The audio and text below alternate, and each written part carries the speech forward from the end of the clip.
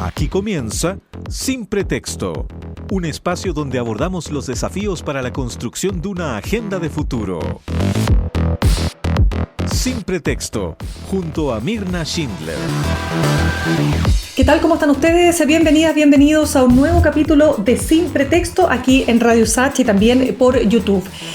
Fíjense que en los últimos días y en las últimas semanas la atención en Estados Unidos ha estado puesta en masivas protestas que tienen como lugar del escenario, digamos, las más importantes universidades del país. Al menos 40 campus han participado estudiantes en protestas contra Israel respecto de lo que ha ocurrido en Gaza, con a esta altura más de 34.000 personas que han muerto como consecuencia del conflicto entre Israel y Hamás.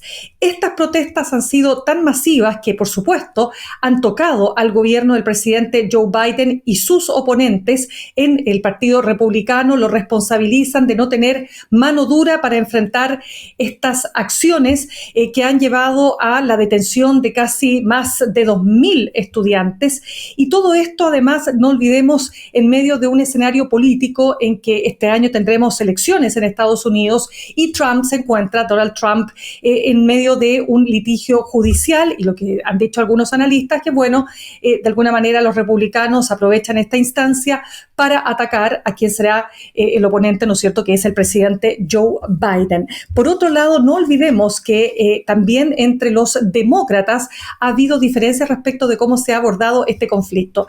Y digamos también lo siguiente, hay una antesala.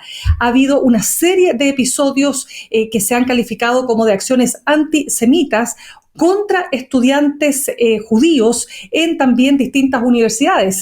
Recordemos el hecho más resonante que finalmente llevó a la salida de la rectora de la Universidad de Harvard.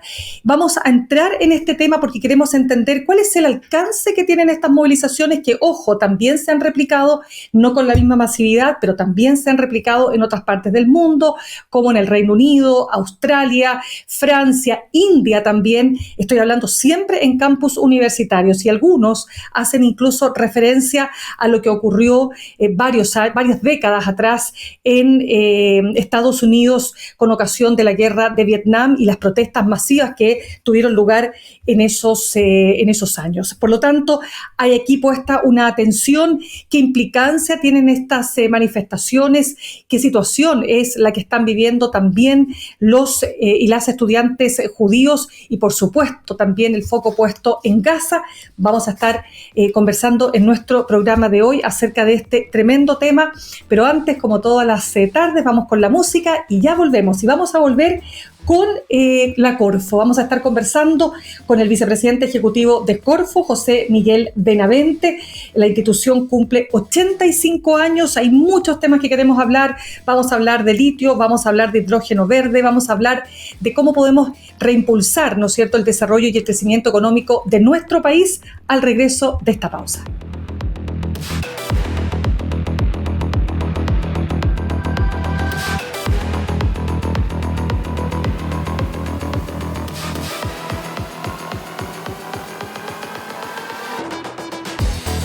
Estamos de regreso y vamos a entrar de lleno en el tema de la innovación, de proyectos que permiten llevar al país, por supuesto, a mayores niveles de crecimiento económico.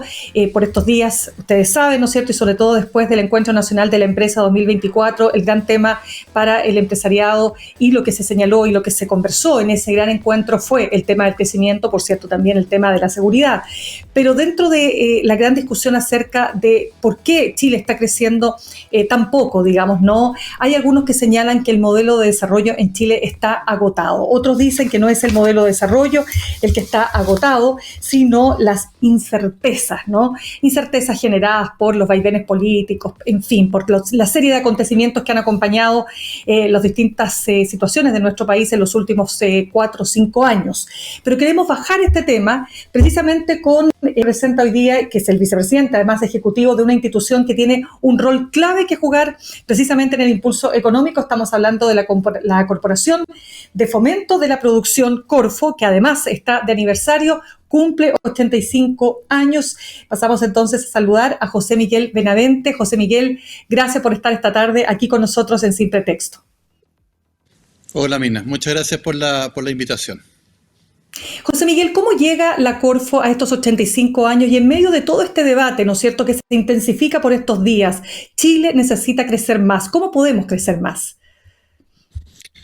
Bueno, yo creo que el contexto es bien importante. Tuvimos una situación en los últimos 2 o 3 años de una inestabilidad macroeconómica bien importante. De hecho, el ministro de Hacienda fue enfático y claro en la presentación de NADE, a la cual tú aludías, en la cual tuvo que estabilizarse la macroeconomía, ¿no es cierto? Tuvimos una expansión del gasto muy importante, dadas las circunstancias asociadas a la pandemia. Y hoy ya podemos respirar más o menos tranquilo con respecto a eso. Ahora, como tú bien dices, bueno, ¿cuáles son los desafíos que tenemos hacia adelante?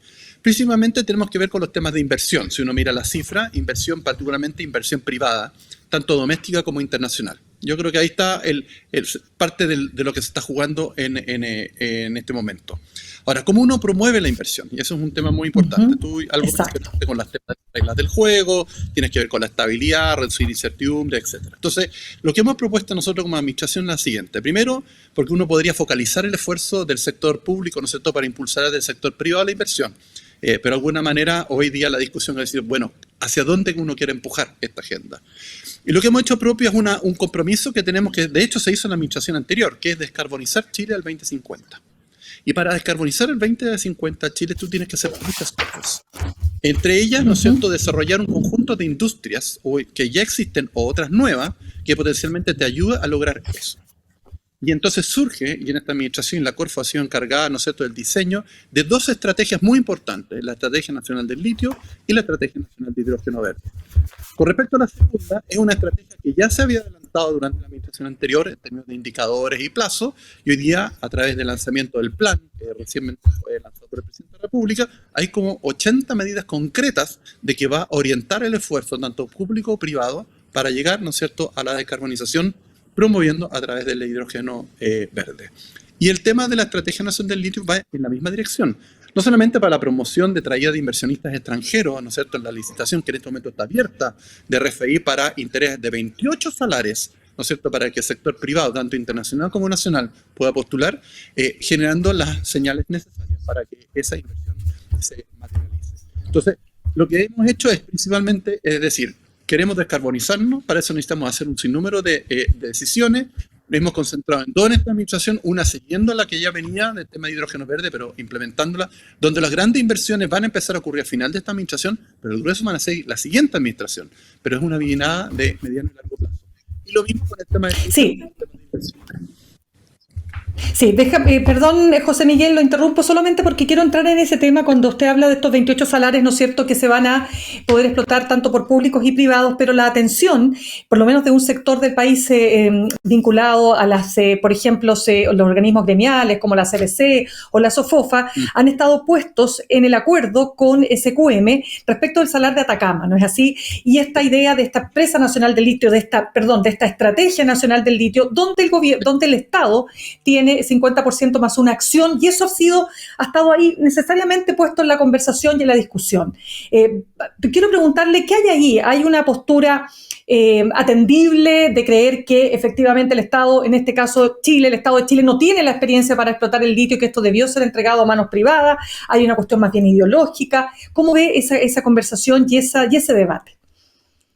Mira, es muy importante. La Estrategia Nacional del Litio tiene varios pilares y este es el primero con respecto a salar de Atacama. Y quisiera decir 2 cosas que son muy importantes como contexto. El primero, el litio es de todos los chilenos y no se puede concesionar al sector privado. Eso está en la Constitución. Por lo tanto, de alguna manera, tenemos que ese es el marco de referencia en el cual estamos parados. Segundo, efectivamente necesitamos aumentar la producción de litio ahora porque el precio internacional del litio está alto. Y tercero, lo más importante, tenemos que aprender de una nueva minería que se llama minería de salares. Porque hoy día, en el fondo, ¿y por qué esto es importante? Porque los salares más grandes del mundo están en Bolivia, en Chile y en Argentina, no en otro lugar. Y necesitamos aprender de minería de salares, porque hoy día el litio es importante. Ayer, estoy diciendo hace 10 años atrás, era el potasio. Y en el futuro probablemente van a ser otros minerales que salen de las salmueras de los salares. Boro, magnesio, etc. Entonces, necesitamos aprender. Entonces, con respecto al primer punto, a pesar de que las 2 empresas nos pagan a la Corfo, porque nosotros somos dueños de las pertenencias, representando el interés de todos los chilenos, una cantidad importante, en promedio el 35% de las ventas entran a las cuentas públicas, más allá del le van a la empresa, de todas maneras está quedando una cantidad de dinero sobre la mesa que se están llevando las empresas privadas de un bien que es de todos los chilenos. Esto es lo que se llama las rentas ricardianas. Por lo tanto, lo que hemos hecho a través de pedirle a una empresa pública, en este caso Codelco Enami, pero particularmente elegimos Codelco por su trayectoria, etcétera, de que de común acuerdo con SQM, o sea, para ambas empresas, dado que uno de los contratos termina el 2030, decir, bueno, si ustedes de alguna manera se ponen de acuerdo y llegan en un pacto en el cual nos siguen pagando el arriendo a nosotros en el futuro, o sea, nosotros no dejamos de percibir ese arriendo, pero llega un acuerdo en el cual el Estado participe más activamente en esto para aprender primero y después desarrollar esto en este salario y en otros salarios, y si llega un acuerdo de mutuo beneficio, entonces nosotros como Corfo estamos disponibles a extender del 2030 para adelante el contrato. ¿Y por qué lo hacemos de esta manera?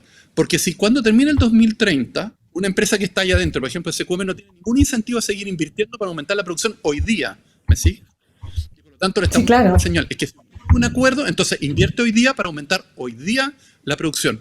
Porque si deja el 2030 y entra otra empresa después de una licitación que hiciéramos nosotros, pasan más o menos 4 años en que no hay nada de producción para que aprenda, ¿no es cierto?, la nueva empresa que llega y nosotros, por ejemplo, dejamos de percibir ese arriendo durante 4 años, que son números muy importantes que son relevantes para las arcas públicas. Por eso decidimos hacerlo de esta manera, porque era la mejor manera de aumentar la producción inmediatamente, a capturar parte de las rentas adicionales que están quedando sobre la mesa para el lado público, evitarnos este bache productivo de 4 años, el 2030 para adelante, y darle una señal que de alguna manera necesitamos como país generar mayor conocimiento asociado a una nueva minería, que es la minería de salares. Correcto. José Miguel Benavente, estamos conversando con el vicepresidente ejecutivo de Corfo. José Miguel, el acuerdo entre SQM y Codelco es un acuerdo que ya está, se puede decir, asegurado, porque había dudas ahí respecto además de lo que pasaba con Tianqi, la otra, parte, ¿no es cierto?, la otra empresa que es, o compañía, PAR, que también es dueña de SQM respecto y que tiene intereses también en el salar. Pero había ahí una duda de si iba a haber una acción legal que pudiera entonces entorpecer este acuerdo. ¿Qué es lo que usted nos puede contar sobre eso? Mira, imagínate que esto tiene como un pololeo que tiene 3 etapas. Primero el pololeo, después viene el matrimonio civil y después viene el matrimonio por la iglesia, por ponerlo, para hacer una analogía. Lo que acordaron SQM con Codelco es primeramente el pololeo, ¿no es cierto? Y eso fue firmado en este MOU que fue firmado a fines del año pasado. Ahora el 31 de mayo de este año viene la parte del matrimonio civil. Y tienen plazo hasta el 31 de diciembre de este año para hacer el matrimonio, digámoslo así, eclesiástico, ¿no? En ese proceso, ¿por qué son estas etapas? Porque tienen que resolverse muchos problemas y esto es una negociación que tienen entre ellos, por lo tanto nosotros desconocemos los detalles, después podemos decir la posición de Corfo al respecto, van a tener que ir avanzando con respecto a esto, todos los detalles que implica este acuerdo entre ellos, porque un acuerdo desde ahora hasta el 2060. Y por lo tanto tienen que definir, ¿no es cierto?, muchos elementos que sean de mutuo beneficio para ambas partes. Ahora, desde el punto de vista del público, en este caso del Estado, representado por la Corfo, nosotros tenemos un contrato vigente hasta el 2030 con SQM. Y nuestra idea es que después del acuerdo que haya entre dos, hagamos un acuerdo del 2031 al 2060. Nosotros, las condiciones son, A, que nosotros no puede caer la cantidad de renta que nosotros estamos recibiendo actualmente del contrato. De hecho, podría potencialmente aumentar. Segundo, todos los beneficios, hay muchas cláusulas que están asociadas, por ejemplo, una compensación a los pueblos originarios, también a las municipalidades relacionadas, a la gobernación, ¿no es cierto?, en la gobernación de la segunda región. Todo eso tiene que mantenerse a lo menos igual para arriba. Y tercero, nos estamos poniendo como condición de que haya un cambio tecnológico para que evitar todo este desperdicio en el fondo de evaporación de agua, para utilizar tecnologías nuevas, de alguna manera, para evitar ese problema medioambiental. Y lo cuarto, que es muy importante, pusimos como condición, ¿no es cierto?, que haya una participación de un control estatal para adelante del proceso de negociación, pero probablemente el 2030 para adelante, que es muy importante para capturar esas rentas ricardianas que recién mencionaba. Y segundo, para que el Estado, ¿no es cierto?, representado por Codelco, aprenda, ¿no es cierto?, sobre minería de salarios, no solamente porque se pueden implementar en el Salar de Atacama, sino tenemos otros 20 y tantos salarios en los cuales ese conocimiento se puede aplicar. Bien, José Miguel, vamos entonces a otro de las grandes fuentes, ¿no es cierto?, para el desarrollo de Chile, que es el hidrógeno verde. ¿En qué etapa estamos? Primero que nada, es una etapa, esto fue una estrategia que empezó a diseñarse en la administración anterior. Nosotros la consideramos de alguna manera, sobre todo los indicadores macros que venían con eso, con las etapas, con los compromisos de producción de energía, en fin, y de inversión. Se lanzó recién el plan, que tiene, como decía, más de 80 medidas que están asociadas a un conjunto de elementos que tenemos que hacer de aquí hasta el 26, del 26 al 30. Se han hecho muchos avances. Primero que nada, por ejemplo, en la Corfo ya tenemos un facility financiero de $1.000 millones. La idea es apoyo de financiar a empresas que quieren establecerse en Chile para desarrollar inversiones, no solamente de producción de hidrógeno verde, sino también encadenamientos productivos. Esa ventanilla ya va a estar abierta a final del tercer trimestre de este año, y esto con financiamiento del Banco Mundial, del BID, del Banco Europeo y de la KfW alemán. Van 250 millones nuestros, son $1.000 millones. La inversión esperada a este sector, dicho por el grupo de desarrolladores solamente del área de Magallanes, pueden ir entre los 60 y los 80 mil millones de dólares en los próximos 7 a 8 años. Es una cantidad de inversión tan grande que es equivalente a la inversión en la minería. El sector de hidrógeno verde va a representar probablemente el tamaño de la minería de aquí a 10 años en Chile. Las grandes inversiones se van a plasmar probablemente en 3 o 4 años más. Y por lo tanto nos vamos a ver dentro de esta administración. Nuestra idea, en el fondo, con estos mecanismos que estamos señalizando, es preparar el camino para que esto se logre.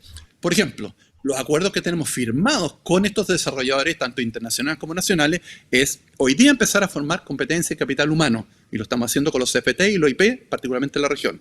Segundo, la Corfo hoy día está haciendo, y ya hizo uno de los RFI, para producir partes y piezas de electrolizadores y aerogeneradores que se van a necesitar. Y por lo tanto ahí tienes el encadenamiento productivo. Todo esto son acuerdos que tenemos con las empresas para ir desarrollando, entre otras cosas, también un tercer elemento, infraestructura común. No podemos tener 20 puertos, ¿no es cierto?, en el estrecho de Magallanes, y la idea es utilizar, por ejemplo, habilitar un puerto que actualmente tiene NAP y otras 2 instalaciones en el fondo que están en la zona. También el tema de infraestructura en términos de camino, también, ¿no es cierto?, de tubería, energía eléctrica. Todo eso lo estamos decidiendo y coordinando ahora. Y el rol del Estado en ese proceso de coordinación es fundamental. Ahora, la primera piedra de muchas de estas inversiones la va a ver la administración que sigue. Pero necesitamos generar un compromiso, y eso es lo que estamos haciendo a través de distintos mecanismos, para que sea creíble para los inversionistas de que es una decisión de Estado y no solamente de esta administración ir adelante con esta estrategia. José Miguel, estábamos conversando en este mismo programa hace algunos días con Antonio Díaz Araujo. Él es gerente general de la consultora Anholster y había participado en la ENADE, y decía que estaba muy impresionado de la falta de visión que había visto tanto por parte de los empresarios y del gobierno respecto del impacto que va a tener la inteligencia artificial, decía él, en el crecimiento económico, la seguridad y la formación de capital humano. No se está entendiendo, no se está viendo y nos están tomando medidas, dice él, tendientes a hacer frente a todo lo que conlleva este tremendo impacto, y sobre todo hablaba del GPT 3.5, ¿no? Entonces quiero preguntarle, ¿se está realmente haciendo cargo el gobierno y el Estado y usted a través de la Corfo de este fenómeno que ya está con nosotros, ¿no es cierto? Y que, por cierto, va a tener impacto en una serie de ámbitos. Sí, hay 2 dimensiones que son importantes. Una, a nivel de gobierno, se acaba de lanzar una política de inteligencia artificial que vincula muchos elementos que tienen que ver con temas regulatorios, con el uso del mismo, los temas de educación y otros, que es fundamental, y eso ha estado liderado por la ministra de Ciencia, Tecnología, Conocimiento e Innovación, Aysén Echeverry, de los cuales el debate actualmente está en el Congreso. Y obviamente lo que incorpora este cuerpo legal es muchas de las dimensiones que recién mencionaba. Pero desde el punto de vista de la Corfo, nosotros también nos estamos haciendo cargo de una dimensión asociada a la inteligencia artificial, y lo vinculo con el tema de hidrógeno verde, que es más bien el menester nuestro. Es evidente de que junto con la traída de estas inversiones de hidrógeno verde, que van a producir hidrógeno verde, van a instalarse al lado, físicamente al lado, capacidades de cómputo a través, ¿no es cierto?, de data centers y otros. Está ocurriendo en Europa de que se están moviendo grandes sectores intensivos de energía hacia los lugares, no donde en los mercados finales de consumidores, sino cerca de donde se produce la energía verde. Eso va a ocurrir en Chile. Hoy día tenemos una de las mejores conectividades del mundo en Punta Arenas, y por lo tanto data centers se van a instalar en Chile. Ahora, ¿cuál es la política que estamos haciendo en la Corfo? Una analogía de lo que hicimos en la política de astronomía. Chile tenía un fantástico para poner, ¿no es cierto?, observatorio astronómico. ¿Y qué es lo que se hizo durante los 70 y los 80? Principalmente se atrajo a inversión extranjera para poner los observatorios, bajo una condición, que el 10% de la observación, del tiempo de observación del observatorio, era dedicado para astrónomos chilenos. Y hoy día tenemos una capacidad de investigación aplicada y otros ámbitos relacionados con astronomía enorme. ¿Qué estamos haciendo en temas para vincular inteligencia artificial? Para las empresas que quieran instalarse en la zona de Magallanes, al lado donde se produce hidrógeno, energía verde, que va a ser fundamental, les vamos a pedir el 10% de capacidad de procesamiento a esos data centers que estén asignados para capacidades de inteligencia artificial locales. Por lo tanto, estamos generando una capacidad de competencia para que aquellas personas, empresas, universidades o individuos que quieran desarrollar herramientas de inteligencia artificial donde el acceso a la capacidad de procesamiento es muy caro, lo vamos a tener en Chile. Y eso es parte del rol de la Corfo, de organizar esa oferta para que esto sea posible. José Miguel, ¿y cómo logramos que eso, ¿no es cierto?, vaya de la mano de generar mayor innovación en Chile? Bueno, todo esto de alguna manera, por ejemplo, estos acuerdos que tenemos con, ¿no es cierto?, con la empresa de hidrógeno verde, principalmente les pedimos, entre otras cosas, contenido nacional. Y el contenido nacional significa, por ejemplo, piezas y partes, lo que recién mencionaba, de esta RFI que acabamos de lanzar, de piezas y partes para electrolizadores y piezas y partes para aerogeneradores. Eso va a ser oferta chilena, de sectores que actualmente no existen y algunas competencias están, pero no todas. Justamente la coordinación del sector público es que eso se organice de tal manera que a través de nuevos productos y nuevos procesos esté esa oferta disponible para grandes emprendimientos, ¿no es cierto?, en este caso los multinacionales que se instalan en Chile, compren estas piezas y partes en Chile. Todo eso es innovación de producto, todo eso es innovación de proceso. Encadenamientos productivos llevan en esencia innovación de producto e innovación de proceso.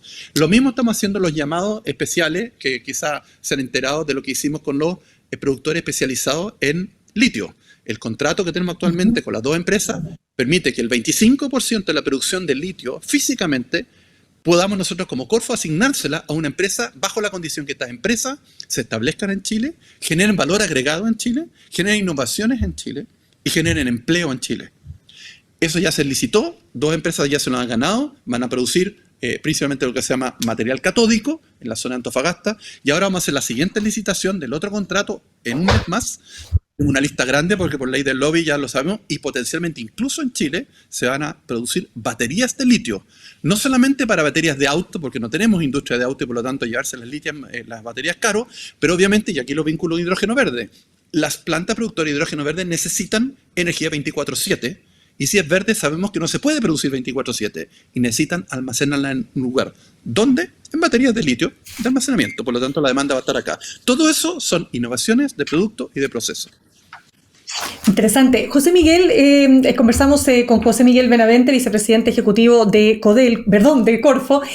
José Miguel, yo había comenzado preguntándole a usted al comienzo acerca de esta discusión, ¿no es cierto? Si es que acaso efectivamente el modelo de desarrollo se agotó o no se agotó.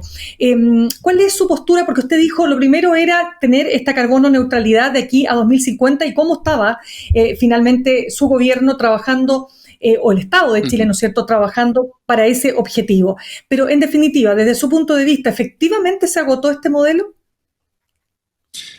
Mira, la forma en que crecimos durante 30, 40 años fue muy importante, muy desafiante y se lograron grandes avances. Cuando uno mira la experiencia de otros países que partieron de recursos naturales como nosotros y se fueron industrializando y desarrollando nuevos sectores, y no estoy pensando en Corea, ni tampoco estamos pensando en Irlanda. Estamos pensando en países como Finlandia, como Australia, como Nueva Zelanda y en alguna parte también como Canadá. Al mirar esos países, ellos hicieron una transformación. Por lo tanto, el mecanismo que vamos a crecer de ahora para adelante es utilizando los recursos naturales en una forma estratégica, una forma inteligente, para generar encadenamientos productivos de los que recién mencionaba y de nuevos sectores y sofisticando nuestra matriz productiva y nuestra canasta exportadora. Esa es la forma de ir avanzando en este proceso. Entonces, la forma que lo hicimos durante 30, 40 años llegó efectivamente a lo que se llama técnicamente rendimientos decrecientes. Ya abrimos más la economía, mejoró la productividad asociada a eso, pero ya no le podemos pedir más a ese mecanismo. Tenemos que hacerlo de una forma distinta y esto significa incorporar más conocimiento, más sofisticación, no desconociendo los recursos naturales que los tenemos ahí, y más encima hoy día, que para la descarbonización no solamente de Chile, sino del mundo, el cobre, el litio, el hidrógeno verde, las tierras raras, son elementos centrales los cuales tenemos que aprovecharlos inteligentemente. Y esa es la apuesta que estamos haciendo. Pero lo más importante es que estos son sectores derivados de una estrategia que tiene que ver con la descarbonización de Chile.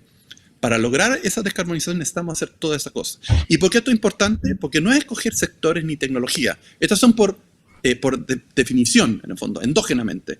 Sino que la descarbonización al final tiene al ciudadano al centro. Porque se va a ver beneficiado de que tengamos una economía y una sociedad más limpia, en el fondo, sin CO2, y que seamos un referente, además, a nivel mundial en estos temas. Ya, pues José Miguel Benavente, vicepresidente ejecutivo de Corfo, muchísimas gracias por haber estado con nosotros esta tarde. Muchas gracias por la invitación, Mirna. Gracias. Vamos a irnos a una pausa y al regreso, tal como les decía, vamos a estar de lleno en lo que está pasando en las principales universidades de Estados Unidos, estas protestas masivas en contra de la acción de Israel en Gaza, cuál es el efecto que esto tiene también para la administración del presidente Joe Biden y el efecto, además, imitador en otras latitudes del mundo. De eso y más al regreso.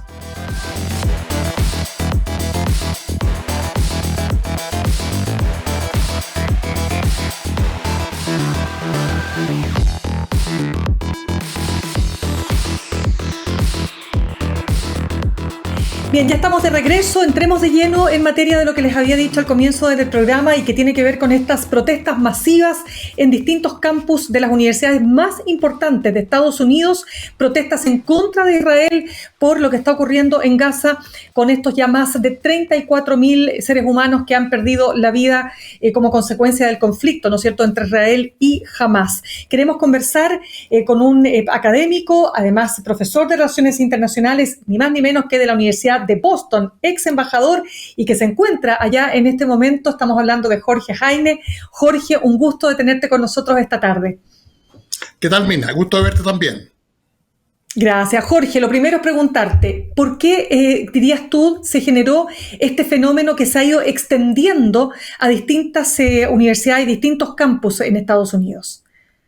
O sea, yo creo que acá es importante, Mina, poner en contexto lo que está ocurriendo en Gaza.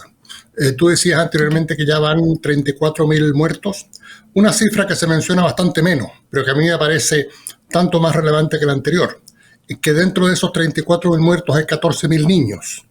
Han muerto más niños en la guerra en Gaza que en todas las guerras en el mundo en los últimos 4 años. Hay gente que dice que esto es más que todo una guerra contra los niños. Ahora, eso me parece a mí que es importante tenerlo presente para darnos cuenta de la magnitud de la tragedia humanitaria que está ocurriendo en Gaza. Y eso naturalmente ha despertado una fuerte reacción entre la juventud en los Estados Unidos, no solo estudiantes universitarios, sino que la juventud en general. Un 81% de los jóvenes menores de 35 años en Estados Unidos consideran que el gobierno de Estados Unidos ha manejado mal su política hacia lo que está ocurriendo en Gaza. De manera que esto es algo que ha golpeado muy fuerte. Hay gente que compara esto con lo que fueron las protestas en contra de la guerra de Vietnam en los años 60, y algo hay de eso. La toma de un edificio en la Universidad de Columbia hace unos días es prueba al canto de ello. Mucho tiempo que no ocurrió una cosa así. Yo estuve en Nueva York precisamente en esos días y la policía entró a sacar a los estudiantes que se habían tomado el edificio. En fin, una situación muy compleja. Jorge, tú lo decías, ¿no es cierto? Se hace una reminiscencia a lo que fueron las protestas contra Estados Unidos en la guerra de Vietnam, pero me gustaría preguntarte, porque aquí hay una antesala que quiero también aprovechar a conversar contigo y que tiene que ver con lo que pasó respecto de ciertas actitudes, de ciertas acciones que se han definido como antisemitas contra estudiantes de distintas universidades de origen judío, que además llevaron a la salida de la rectora de la Universidad de Harvard, ya una rectora afroamericana. A ver, tratemos de explicar un poco ese contexto previo a todas estas masivas manifestaciones. Sí, por supuesto. A ver, mira, yo creo que es importante en el presente acá que esto se da en un cierto marco, que es el marco del conflicto entre Israel y los palestinos. Algo que lleva ya, mucho tiempo, desde luego. Pero eso también ha generado mucha polarización en Estados Unidos. Polarización que yo diría que antecede a lo de la guerra. Y lo que ha ocurrido es que lo que eran las posiciones más moderadas de antes se han ido radicalizando. Y tenemos por una parte las posiciones partidarias del gobierno del primer ministro Netanyahu, que son posiciones en muchos aspectos muy extremas. Y por otra parte tenemos también posiciones muy extremas por parte del sector que apoya a los palestinos.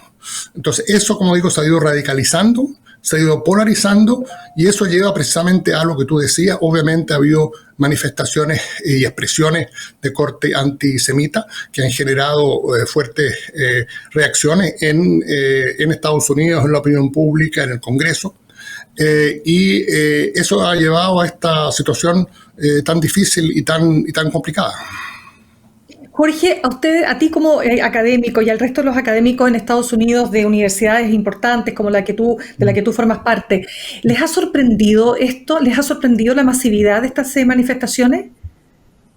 Mira, la verdad es que yo que sigo los temas de política internacional, en alguna medida no me ha sorprendido. ¿Por qué? Porque lo que yo decía antes respecto a lo que significa Gaza, hay que ponerlo también en una perspectiva más amplia, más allá de los propios Estados Unidos incluso. ¿Por qué? Porque a mi juicio Gaza marca todo un hito. Los Estados Unidos, Europa, en fin, las potencias occidentales, durante mucho tiempo habían desarrollado todo un discurso de que Occidente era el campeón de los derechos humanos y que representaba eso como su gran bandera y su gran causa. Bueno, en estos meses con lo ocurrido en Gaza y el apoyo básicamente incondicional que le ha dado a esto, tanto Estados Unidos como Europa. Recordemos que el presidente Biden visitó Israel, la señora Ursula von der Leyen, la presidenta de la Comisión Europea, visitó Israel también de inmediato. Europa, Alemania, ha seguido entregando armas como Estados Unidos a Israel, pese a todo lo que está ocurriendo. Y esto ha provocado una reacción, no olvidemos en Estados Unidos por ahora, en el resto del mundo, en que la gente ha dicho, ¿cómo que se dice que estos países defienden los derechos humanos? Y acá han muerto 34.000 personas, incluyendo 14.000 niños. Y nadie, no solo no dice nada, sino que le siguen proveyendo las armas para que esto continúe. Entonces es importante poner esto en perspectiva y por qué Gaza marca un antes y un después en lo que significa la defensa de los derechos humanos en el mundo. Para muchos ello indica que esta defensa de los derechos humanos de parte de Europa y los países de Norteamérica era solamente para ellos. Ellos defienden los derechos humanos de los europeos, lo que aparece como europeos. Pero una vez que se trata de africanos, latinoamericanos, asiáticos, gente de color, para ellos la defensa de los derechos humanos no tiene ninguna importancia. Y eso también ha contribuido a la reacción que hemos visto aquí en Estados Unidos. Estamos conversando con Jorge Heine, profesor de Relaciones Internacionales de la Universidad de Boston y ex embajador. Jorge, preguntarte lo siguiente. Después de estas manifestaciones viene la segunda parte, ¿no? Que tiene que ver, bueno, qué efecto político están generando estas manifestaciones al interior de Estados Unidos, porque además estamos en una época compleja para el gobierno del presidente Joe Biden, ¿verdad? Porque va a la reelección, porque puede ser efectivamente Donald Trump el que sea su competidor más probable. Y por lo tanto, ¿qué efectos podría tener en esta campaña esta protesta y considerando además el voto de jóvenes, ¿no? Del voto juvenil? Correcto.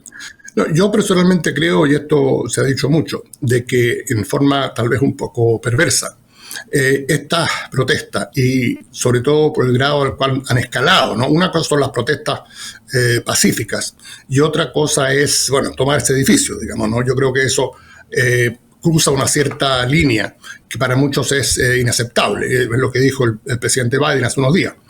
Yo creo que acá es importante tener presente lo siguiente. El presidente Biden me parece a mí que está corriendo un serio riesgo electoral en este momento. Y yo diría que ese serio riesgo electoral tiene dos vertientes. Por una parte, el Partido Demócrata y el presidente Biden, cuando fue electo el año 2020, se benefició mucho del voto de los jóvenes. Los jóvenes tienden a votar por los demócratas y tienden a votar en la elección pasada por el presidente Biden una proporción mucho mayor que lo que hicieron por el Partido Republicano y por el presidente Trump. Ese apoyo se ha estado erosionando por lo que está ocurriendo en Gaza. Eso por una parte. Y por otra parte, estas manifestaciones le dan municiones al Partido Republicano y al candidato Donald Trump para decir que el caos está reinando en Estados Unidos, que el gobierno del presidente Biden es incapaz de mantener la ley y el orden, y que se le está yendo de las manos, y que tienen que votar de nuevo por el presidente Trump para que éste restablezca el orden en el país. De manera que esos son dos vertientes, como digo, muy complejas para el presidente Biden, y son frentes que él tiene que cuidar, porque si no, su elección va a estar en peligro. En este momento las encuestas nos dicen que están muy parejos los dos, Trump y Biden, pero el problema es que en los estados decisivos, en Wisconsin, en Michigan, en Georgia, en Arizona, Trump está adelante. Y dado cómo funciona el colegio electoral en los Estados Unidos, basta con asegurarse 4 o 5 de esos estados decisivos para ganar la elección, aunque se pierda el voto popular. Claro, Jorge, pero yo, por ejemplo, en el New York Times, que decía que si bien efectivamente hay un tema ahí con el voto de los jóvenes, pero que el tema Gaza no estaba en la lista, en por lo menos los 15 primeros temas más importantes hoy día para la ciudadanía en Estados Unidos, ¿no? Entonces, ¿hasta qué punto, insisto, puede afectar efectivamente lo que está pasando? O sea, ¿tiene más que ver con la capacidad de Joe Biden de controlar el orden público que el tema mismo de Israel-Gaza? A ver, yo creo que eso es cierto. Digamos, acá hay una importante diferencia con, por ejemplo, lo que fue la guerra de Vietnam, ¿no? El senador Bernie Sanders ha hecho el paralelo con la guerra de Vietnam y ha dicho que el presidente Lyndon Johnson, en definitiva, se vio tan afectado por las manifestaciones en contra de la guerra de Vietnam que, pese a que estaba haciendo un buen gobierno, según el senador Sanders, tuvo que renunciar a ir a la reelección debido a eso.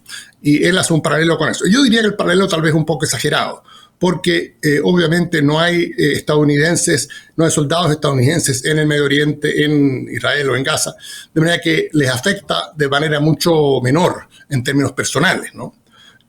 Pero eso no quita que el tema está en candelero, el tema está en todos los noticieros, en los titulares de la prensa, en fin.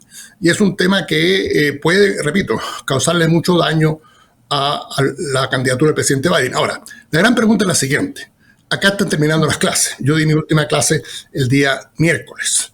La pregunta es si las manifestaciones van a seguir durante el verano y si vamos a tener otro verano caliente como fue el verano de 1968 en Estados Unidos, culminando en la Convención Demócrata en Chicago, y que llevó en definitiva al triunfo de Richard Nixon en noviembre. Entonces la pregunta es si ese es el paralelo que se va a dar. Yo personalmente tengo la impresión que creo que en este verano las cosas se van a tranquilizar un poco. Ya no hay clases, los estudiantes vuelven a sus estados, en fin. Yo creo que esto se puede calmar un poco. Ya, ahora quiero volver, Jorge Jaime, a lo que te preguntaba anteriormente respecto de lo que ha pasado, en la antesala de estas manifestaciones y que tiene que ver con una serie de actos que se han considerado intolerables para estudiantes judíos. De hecho, lo ha dicho, por ejemplo, la rectora de la Universidad de Columbia, ¿no? Que muchos de nuestros estudiantes judíos y también otros estudiantes han encontrado la atmósfera intolerable en las últimas semanas. ¿Eso también se ha manifestado y por qué? Obviamente por la razón que te dije anteriormente, de esta radicalización y posiciones extremas que nosotros hemos visto. Por una parte, de los partidarios de Israel, que se niegan a aceptar, por ejemplo, una solución de 2 estados, y por otra parte, de los partidarios de la causa palestina, que los lleva a estas expresiones antisemitas. Ahora, también acá yo quisiera introducir un matiz, la causa de la guerra en Gaza y el daño que está causando, es importante entender que hay numerosos estudiantes y también profesores, miembros de la facultad en distintas universidades, que son judíos y que ellos están expresando su oposición a lo que está haciendo el gobierno de Israel y a lo que está haciendo el gobierno del primer ministro Netanyahu, diciendo que eso es no solo muy dañino para los palestinos que están sufriendo en carne propia los efectos de esta masacre, sino que también para el propio Israel, que ve comprometido lo que ha sido su trayectoria y lo que ha sido su historia. Hay una posibilidad que el Tribunal Penal Internacional por ejemplo, enjuicie a altas autoridades del gobierno de Israel. Eso se ha estado comentando, todavía no hay nada oficial, pero ha sido un rumor que circula por ahí. A lo que se añade, desde luego, la causa que llevó el gobierno de Sudáfrica ante la Corte Internacional de Justicia, alegando que Israel estaría violando la Convención en contra del Genocidio. De manera que el tema, yo diría que es un poco más complejo y tiene más matices que una mera diferencia entre partidarios de Israel y partidarios de Palestina o judíos y palestinos. Jorge, ¿qué le piden los estudiantes al gobierno de Joe Biden específicamente? Bueno, hay varias cosas que piden. Primero, piden que apoye un cese al fuego, cosa que se ha planteado varias veces en el Consejo de Seguridad de Naciones Unidas y que Estados Unidos ha vetado en repetidas oportunidades. La última vez que lo hizo no lo vetó, pero dijo que la resolución del Consejo no era obligatoria, con lo cual para todos los efectos termina siendo lo mismo. Piden también, y esto es muy importante, que Estados Unidos deje de enviar armas a Israel. Estados Unidos acaba de aprobar un paquete de $15,000 millones en armas, lo que incluyen bombas, en fin, todo tipo de armamentos que son parte de lo que está utilizando Israel en su ataque a Gaza. Y están pidiendo de forma ya en términos muy inmediatos que Estados Unidos le exija a Israel que no entre en Rafah, que es la última parte de Gaza que queda sin estar siendo ocupada por tropas israelíes y que puede conducir a una masacre de tipo mayor. Pero en definitiva, tú dirías que para cerrar, Estados Unidos e Israel tienen una relación que es más allá de si el gobierno que hoy día gobierna Israel es un gobierno de extrema derecha, pero es muy difícil que pueda sustraerse de esta relación y de este vínculo, ¿no?, que tiene Estados Unidos con Israel precisamente por razones geopolíticas ante todo. No, a ver, no, estemos claros en lo siguiente. Israel tiene un apoyo prácticamente incondicional de Estados Unidos por ambos partidos, tanto el Partido Demócrata como el Partido Republicano. Al presidente Biden le preguntaron ayer si su posición había cambiado en algo después de todo lo que ha estado ocurriendo en Gaza, y él dijo que no. Entonces es importante tener claro eso. La relación de Estados Unidos e Israel es muy fuerte, es de muy larga data y no tiene visos de cambiar en el futuro cercano. Correcto. Bueno, Jorge, lamentablemente se nos acaba el tiempo, pero quiero darte las gracias, Jorge Jaine, profesor de Relaciones Internacionales de la Universidad de Boston y ex embajador, por habernos ayudado también a tener una mirada, ¿no?, y entender este fenómeno que está ocurriendo todavía en Estados Unidos. Ok, muchas gracias. Que estés muy bien.